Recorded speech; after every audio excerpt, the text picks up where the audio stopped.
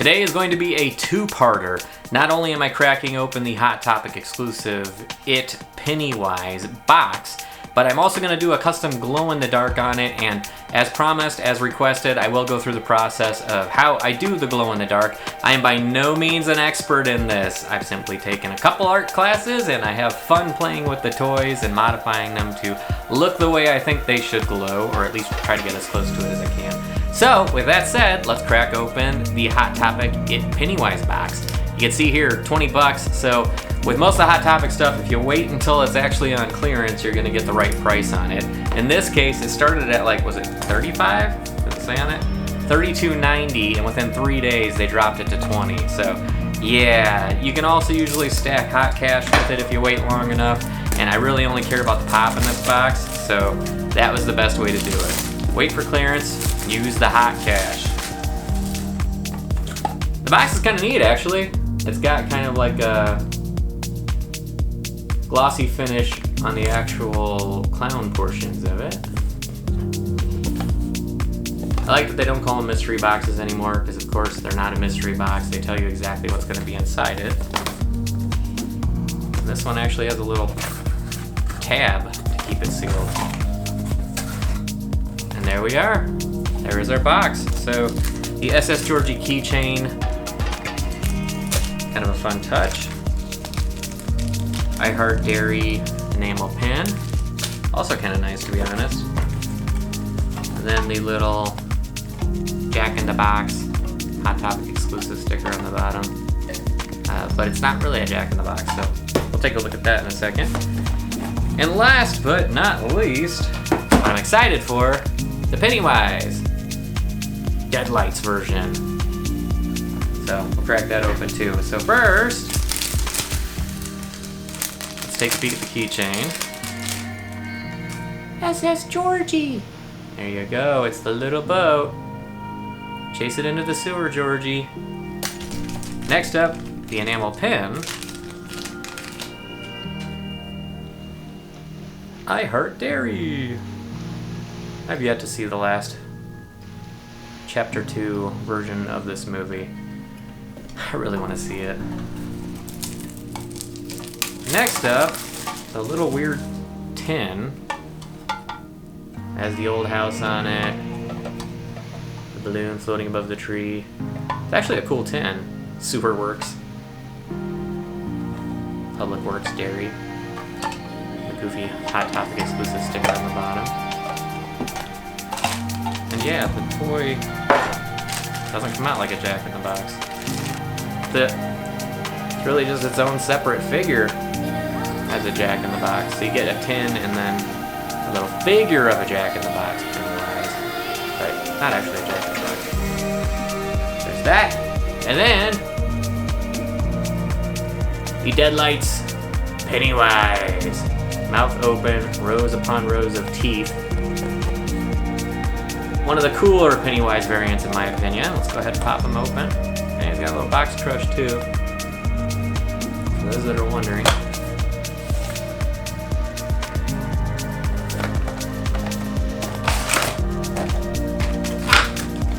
What a huge head on this one. Look at that! That's pretty cool. Makes me think of the sandworms in Beetlejuice. No eyes whatsoever. It's just the deadlights of the mouth. Different hand gesture than most of the Pennywise variants. So they did a different body for it. Kudos on that. It's like, it looks like a two-piece head. They had to attach that top piece on it. It's got the Conan style hair color. Which is kind of funny. But yeah. So what I'm thinking for this one is that inside the mouth, of course, we need to see what we can do with that yellow. And I'm thinking maybe make all the teeth glow. Or do I go just the teeth? I don't know. Gotta try to work on that yellow. So before we even get into it, what I like to use is the Art and Glow paints. So I've got a series of them here. Some of them I haven't cracked open because I bought the whole set, or close to the whole set, just taking advantage of coupons. But you'll see there's some differences, right? So here's the Art and Glow white. and it is the, as it says in there, neutral white color. So they make all of these in either neutral or fluorescence. So the neutrals, it's nice because they color code the tops of them. Neutrals actually look white, and that's because they actually dry white on the actual toy that you're going to be painting. And then they only pop when you hit them with the glow in the dark. So this is usually where you see what people refer to as the glazed donut effect, because if you put it on too heavy, it can start to have that little glaze that comes on it. If you go back and watch some of the earlier glows I did, and when I was still learning on that, you'll be able to see that here. So the fluorescents, on the other hand, actually add color onto the item itself, and then also glow in the dark as well. So you got to figure out if you're going to color match first, or if you're going to go all with the neutrals and try to hit them with those. So I like to use the neutrals because I like the idea that it doesn't really show too much on the toy, and then only when you hit it with the glow does it really pop. And then for the brushes, I picked up off of Amazon just some generic old art brushes. So really small brushes for some varieties, and it came in a little fancy package. But the idea is to get some brushes that have the right size tips for what you're looking for. So I like to get some that have kind of a wider bristle, and then some that are more pointed. I got a couple in here that are more pointed. Let me grab those. You can kind of see the differences there. The idea is that if you're going to go in a really tiny, tight space, you want to get a nice pointed tip. If you're going to be doing bigger strokes across it, you want to spread as much as you can in smaller strokes, because that's going to end up providing a more even coat across it, so it doesn't end up looking like a ripple of glazed donut. It's really hard to get it exactly right. I haven't perfected it by any means, but you can kind of figure it out as you go, and you do a couple and get better at it as you go. So I'll show some pictures here of what the paints actually look like in the jars, so you can see the differences when they get hit with the UV light and what that ends up popping like. I can't really show it right here and hitting it with the UV light because there's lights around me right now, and it won't really give you the proper effect. So let's go ahead and get to painting. So the first thing I'm going to shoot for here is getting this yellow in his mouth to actually be kind of this neutral orange glow, so that it's pretty clear while it's here right now, but when we hit it with the light in the dark, I want it to have that orange glowing pop to it. And then after that, we're going to take the white neutral and we're going to hit each of these teeth, including the ones inside. So we're going to go on top of that orange to give it a really nice white pop for those teeth that are inside as well. So let's go ahead and do that. Start off getting our orange opened up. As you can see, it is white as it looks right now, so it's a little bit deceiving, and that's because it's going to dry fairly clear with just a bit of a white tint depending on how much we give it. So we're not going to get a whole lot. We don't want it to go on too thick when we start. I'm going to start with the upper palette just because that way, if I go too heavy, it's not as noticeable.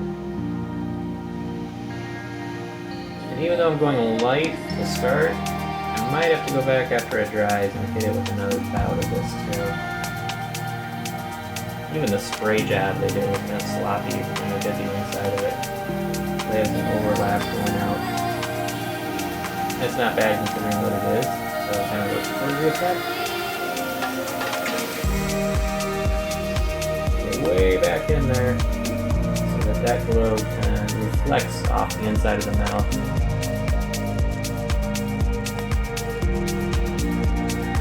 Gives it a nice, good glow.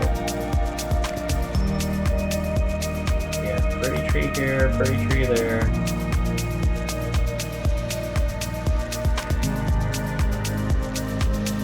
As I go here, as I finish this, I'm then going to have to get the lights off and hit it with the UV just to see how well the layer is going down. So if it's not even in certain places, I might have to go back and touch up different areas. That's really hard to tell until you actually hit it with the UV light. Nice thing about Art and Glow is that they actually include a little UV flashlight with the paint. At least in my case, they did. Hit it with that and see what it's going to end up looking like. Basically try to make it as even as you can. That's really the goal. that no spots are glowing way stronger than others. Yeah, try not to tip the hair while you're at it.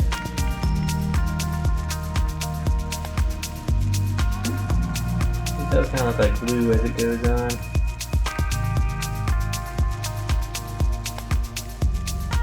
Yeah. That's about it on that coat. So as I let that first coat dry, I'm going to go ahead and start hitting the outer teeth, because those are going to need to dry as well. Crack open the white. I've used this one on quite a few of the other custom glows I've done on the channel here.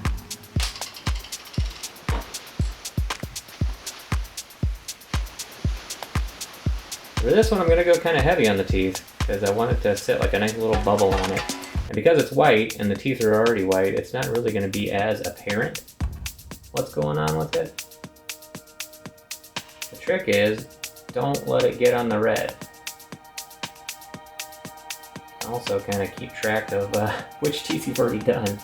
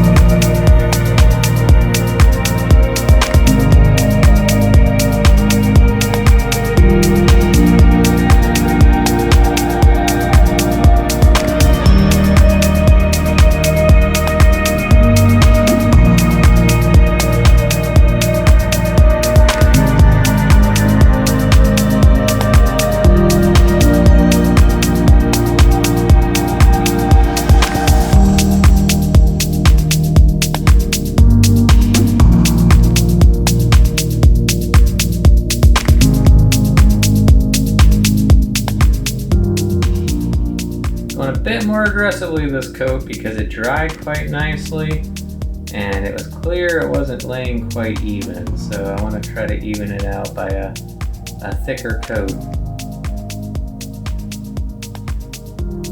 Even though we might get a little bit more glazed donut as it dries, I don't think it's going to look that bad considering it's the inside of his swirly, weird looking mouth. So I'm going to take that risk.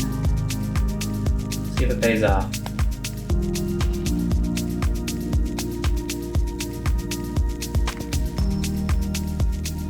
Okay, that'll do it for the orange. I did wash my brushes before coming back here because they started to crust a little bit just from the drying. I gave it about 10 minutes of a dry.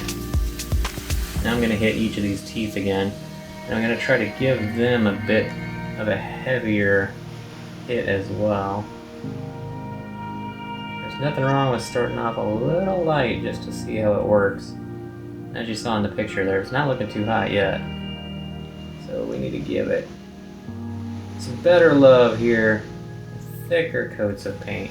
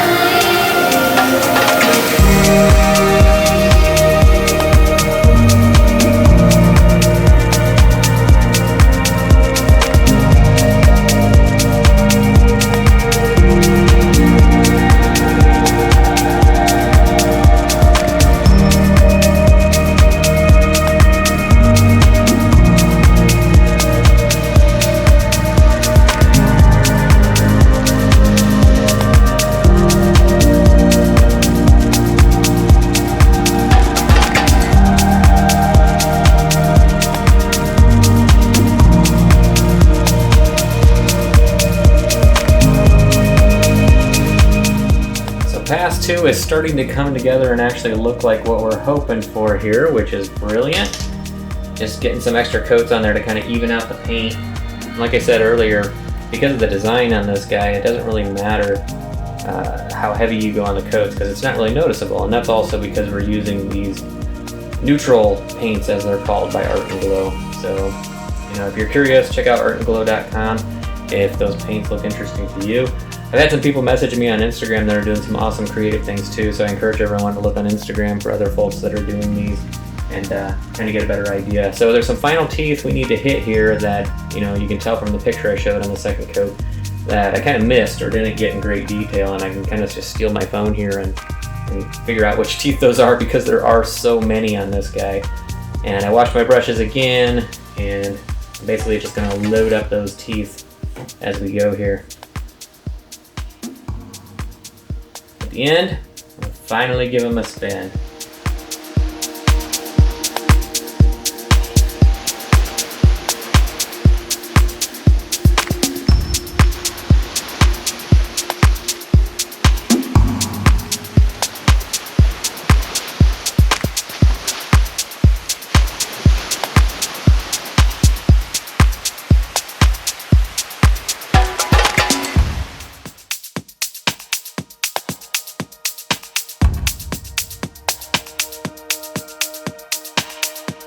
Alright, so let's see how these final teeth inside the mouth turned out.